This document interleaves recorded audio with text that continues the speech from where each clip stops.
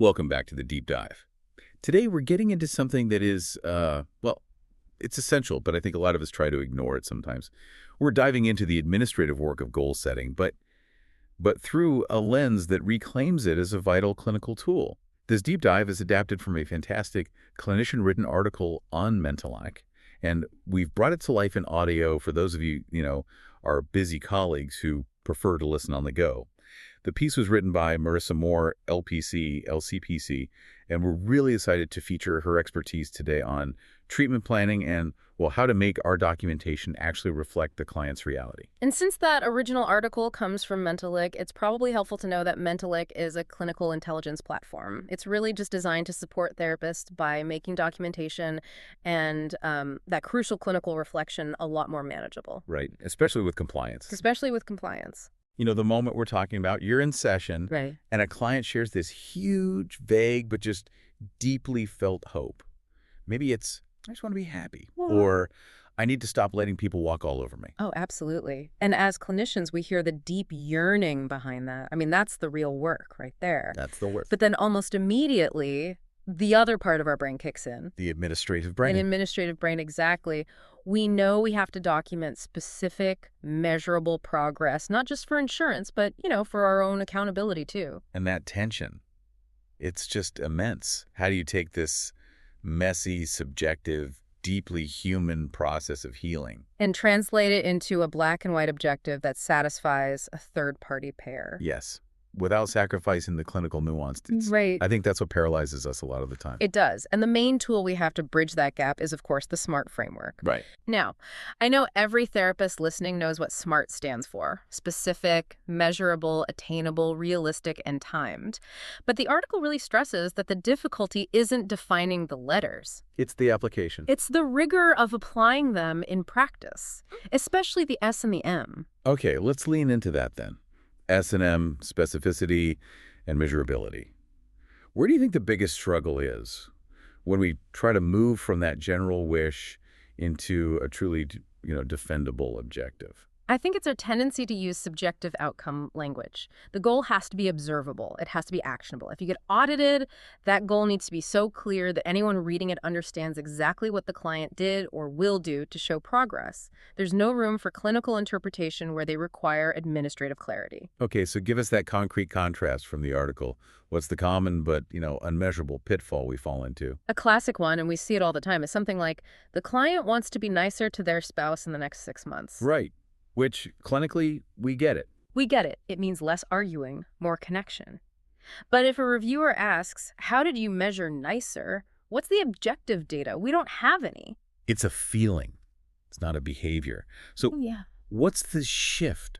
How do we make nicer, specific, and measurable? Well, the solution in the article is all about behavioral activation and skill building. So it shifts the focus to something like, in the next 6 months, the client will learn 2 assertive communication techniques, such as I statements, and implement them when communicating with their spouse at least twice weekly. That is such a fundamental difference. You've completely moved the locus of control. You're not trying to measure an abstract quality like niceness. You're measuring the client's ability to actually use a learned skill. A measurable number of times. And that's where the clinical magic happens too.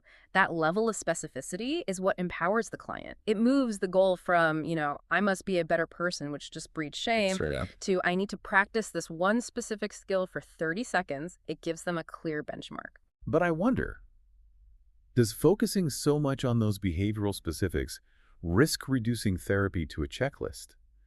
I worry that if I'm just focused on hitting 2 my statements a week, I might miss the bigger emotional shift happening underneath. And that's a really valid clinical concern. The article emphasizes that the documentation is the structure. It's not the therapy itself. That structure is there to provide proof of skill acquisition. I see. So if the client hits the behavioral goal but still feels disconnected, well, that tells us something important. It tells us maybe that skill wasn't the right intervention, or that the deeper emotional work needs its own separate measurable goal. The specificity protects us. Right. It shows the payer exactly what we did and how we measured it. Exactly. Okay. But the issue is that writing these perfect, precise, compliant goals, 2 strategies, applied twice weekly, measured against this huge therapeutic issue, it's incredibly time-consuming. It's a part of documentation that just drains our energy. It is the administrative burden. We spend so much precious time trying to phrase things just right.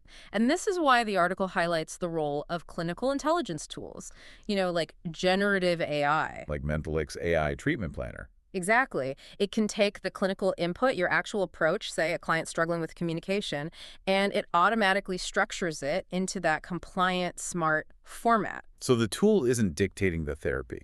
Not at all. It's just handling the heavy lifting of making sure the goal is phrased correctly for an audit. It takes that mental load off of us. Precisely. It frees you up to focus on the client's actual presentation, not the administrative grammar of the goal. Okay, so let's shift to the A and the R. Attainable and realistic. I feel like we've all been guilty of this one. You get a really enthusiastic, highly motivated client in the first session, and we write a treatment plan that basically outlines a full personality transplant in 6 weeks. yes. It happens. We want our clients to succeed. But, attainable and realistic is arguably the most crucial part for managing therapeutic risk and protecting the alliance. Unrealistic goals are just a recipe for client shame and burnout. And if a payer sees a plan that sets the client up for failure, that can also raise questions about our clinical judgment. For sure. The article has a fantastic contrast here. An unrealistic goal might be the client will set healthy boundaries in all relationships in their life and will always speak assertively. Which is just impossible for any human. It's setting the standard of perfection. It is. A more realistic and clinically responsible goal pulls way back. It would look more like the client will learn 2 strategies for communicating assertively and identify one person they want to set a boundary with. Just one person. Just one. And then the client will discuss how to implement the limit with this person and address obstacles in therapy. I love that. The difference is the deliberate inclusion of clinical support. It names the resources, 2 strategies, narrows the target, one person, and most importantly, it builds self-reflection right into the goal itself. Right. Discuss obstacles in therapy. It forces us, as clinicians, to identify those roadblocks before the client even attempts the behavior. It makes the goal truly responsible. Okay, but let me push back on that one-person example. If I have a client with global boundary issues, work, family, friends, doesn't focusing on just one person feel like we're setting the bar too low?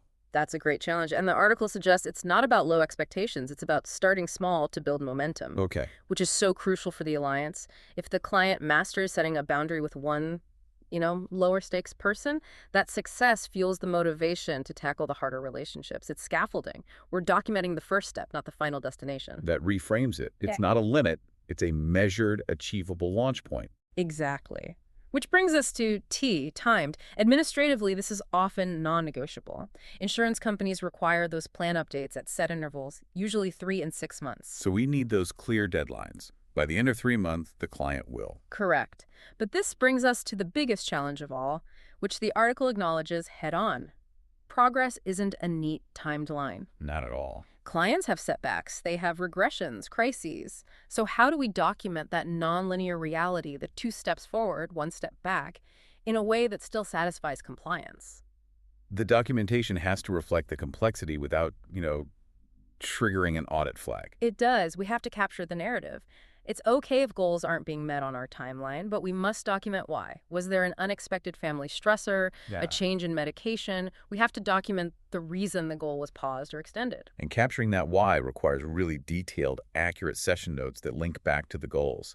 And it's so easy to miss those subtle shifts in dialogue when you're scribbling notes at the end of a long day. It is, and it's the most critical piece of data for justifying care.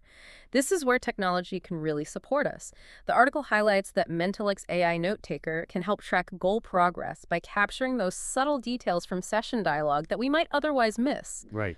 It helps make sure our documentation reflects the full truth of that nonlinear process, which makes it so much easier to justify extensions or shifts in the plan. So it turns note-taking into active progress tracking, not just writing a summary after the fact. Quick pause.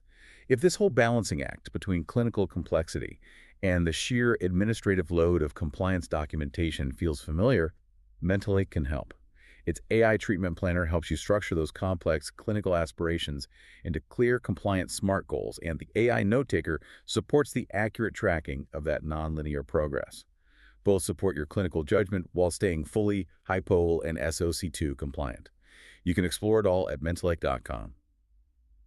Okay, so we've dissected the framework, the necessity, the pain points. If we pull back now, what's the single most practical thing we can implement tomorrow to make the system work for us and for the client?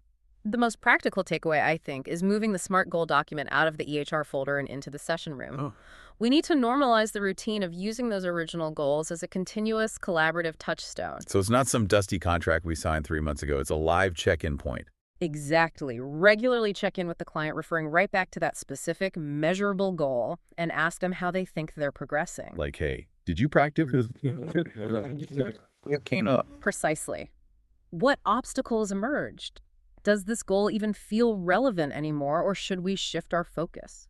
That makes the documentation process inherently therapeutic. It becomes collaborative, it's client-driven, and it maintains the alliance because the client knows exactly what the focus is. They feel ownership. They do. And for us, it ensures that when we go to update that treatment plan, we aren't just guessing. We have an ethical narrative that's actually backed by client feedback. That's the key. That's the synthesis.